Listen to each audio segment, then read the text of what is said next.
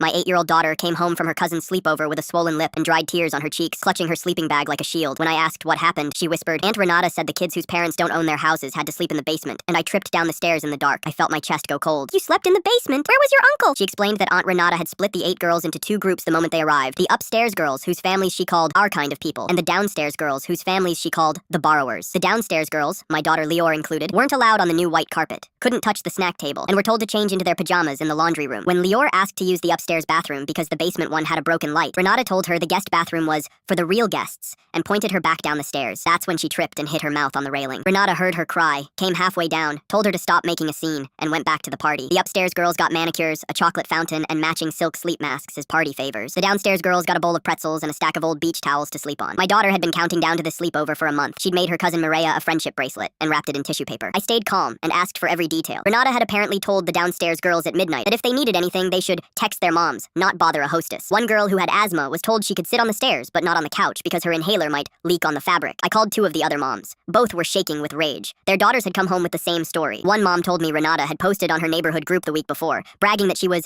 teaching the girls that not every family gets the same seat at the table. That's when I understood this wasn't a bad night. It was a lesson plan. I called Renata directly. I kept my voice level. "Hi, it's Lior's mom. I wanted to ask what happened last night." She got defensive immediately. "If this is about the lip, she needs to watch her step. You sent an 8-year-old down a dark staircase because you decided she wasn't good enough for the guest bathroom. Look, I don't apologize for how I run my home. Some of these families have no business being in the same room as mine. The girls need to learn that early. So you humiliated my daughter because we rent?" She actually laughed. "I'm doing them a favor. It's kinder to teach them now than let them get their hopes up later." That's when I knew there was no reasoning with her. I hung up and called my husband, who was already grabbing his keys, but I had a better idea. I spent the afternoon on the phone with every mother from Mireya's class and from our extended family group. Word moved fast. 2 other cousins had been through this. One had been made to eat Thanksgiving dinner on a folding chair in the hallway because her dad had lost his job that year. Another had been told at a pool party she couldn't swim in the deep end because her family didn't summer anywhere. By Sunday night, I had a plan. Lior's birthday was 3 weeks away. I told her we were throwing the biggest sleepover our neighborhood had ever seen. We invited every girl from her class, both sets of cousins, and all 4 of Mireya's best friends. 22 girls. Everyone except Mireya. I rented a popcorn machine, hired a woman to do glitter tattoos, and set up sleeping bags in every room of the house, matching silk sleep masks for every single girl. A real chocolate fountain. The night of the party, the house was pure chaos. Screaming laughter, glitter on the ceiling fans, someone's retainer lost in the couch. Around 9 p.m., my phone rang. It was Renata. "Hi,